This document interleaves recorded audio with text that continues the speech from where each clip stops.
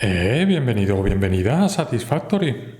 Voy a comentar un vídeo por petición del público, un vídeo de Coffee Stain que ha colgado en la web hace unos días y que trata un poco sobre la historia general de Satisfactory. Lo que vamos a hacer es ver el vídeo con subtítulos en español y le he puesto la velocidad en 1.25 para que no se haga demasiado largo. Vamos a ver el vídeo juntos y comentaré algunas cositas por mi cuenta. Hi, today I'd like to talk to you about the narrative of Satisfactory and what you can expect in 1.0 when it comes to this aspect of the game. A long time ago, when we started working on this game and we had just gotten like the basics of the game in place, one of our earliest playtests we did, one piece of feedback we got from players was that players sort of felt like they were missing a purpose as to like why you're building all these factories in the game. After that playtest, it sort of made sense for us to try and use like a narrative to tie everything together and sort of set the stage as to why you're on this planet and why you're creating all these factories. Being early access, we didn't want to have the narrative half finished in the game, so we decided to completely omit it for the duration of early access, which is why you haven't seen any of it apart from, any world building we've done, in the game and our socials and website and whatnot. Over time, the narrative for the game has gone over many different iterations of various scopes. At one point, the narrative grew into something overwhelmingly big, and we weren't sure we were going to be able to deliver on our vision. And Hannah, who is our lead writer, also had responsibility for like world design and stuff like that. So she already had a lot on her plate. So we decided that we wanted to aim for like a good story that we felt was manageable to implement for us. We've talked about this many times on streams and videos in the past, but our goal for the narrative of Satisfactory is that we don't want it to take sort of center stage and like we don't want it to be disruptive. We want the narrative to fit the current game and we don't want it to change what people are already familiar with. Satisfactory is first and foremost a factory building game, and if you don't care... Bueno, comentamos hasta aquí. Lo que está diciendo es que la historia general del juego hasta ahora no la han implementado porque estaba en Early Access, ¿vale? Entonces, por eso no vemos nada de la historia general. Así que vamos a seguir. Care about the story, you can, pretty much ignore it. It will sort of play out in front of you, but you don't have to pay attention to it. We don't want to remove any agency from the player either, so there won't be any like cutscenes or anything like that that will interrupt you from playing the game as usual. So don't expect like a big story campaign or anything like that. There will be an ending to the game that you're working towards, but it won't distract you from like the existing core loop of the game. But one of the main reasons why I'm making this video is because the story in 1.0 has changed since its initial conception. Vale, hasta ahora la historia que tenían en mente ha cambiado en general, pero bueno, como tampoco hemos visto demasiado de la historia, pues tampoco vamos a notar demasiados cambios.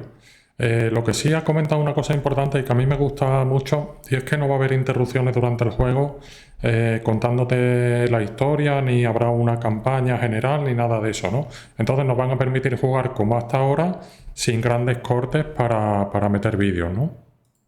So we need to sort of retcon most of everything we've told you up until now when it comes to the story. For the most part, it's still, the same world and all that stuff. You're still a pioneer working for Fixit, but you should probably like forget everything you thought you knew about Fixit or, any of the characters that we've... Deberíamos olvidar todo lo que conocemos hasta ahora. Characters such as like Katarina Parks and Steve, they're all retconned at this point, okay? You'll still interact with Ada, your personal instance of the artificial directory and assistant. We're gonna keep Ada because we want Van a mantener a Ada, que es el asistente. Ada, and we're also not going to replace the Vocaloid that we've been using to voice Ada because, you're already so accustomed to that. And we also think it's pretty cool that people can create their own voice lines for, content or extend mods with it. Or, even streamers have like a chatbot read out messages live. We always thought that was pretty cool and fun. So you'll still be interacting with Ada. And in fact, every single existing dialogue with Ada in the game has been completely rewritten in 1.0. If you're planning to play Satisfactory in multiplayer, it might also be good to know Eso sí, van a mantener a Ada, pero han reescrito todos los diálogos para la 1.0.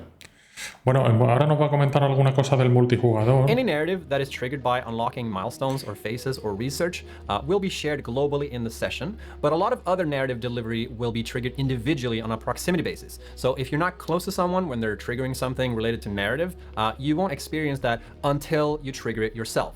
Vale, habrá algunas cosas en el juego multijugador que sí que van a salir en global para todo el mundo, pero habrá otras que no, que si no estás cerca de quien activa lo que sea, pues no vas a ver esa animación. All dialogue in the game will also be logged into the codex, so you'll be able to revisit it again once you've triggered it. I also want to clarify one thing about summer sloops and Mercer spheres. We've said in the past that those items are story items and they're tied directly to the story. This is not true anymore. They're not story items, but they will have some. Las esferas de Mercer que iban a ser parte de la historia ya no van a ser parte de la historia, pero tendrán algún tipo de impacto but their en primary la use case narrativa. isn't tied to it. So with all that said, I'd like to take a moment in this video to sort of set the stage for the game's narrative. Ahora nos va a contar un poquito de la narrativa general. In Satisfactory, you take the role of a pioneer for Fixit Incorporated, designated to the planet Massage 2AB-B in the Akasha system. And to fulfill your obligations, you must exploit this planet for its resources by building factories, setting up power systems, organizing logistics utilizing vehicles, and asserting dominance over the local fauna using whatever tools you may engineer. To advance Fixit's mission, all notable phenomena, resources, technology, or other influence should be investigated regardless of their perceived danger, as stated in the Pioneer contract. It is your duty to ensure they come to good use.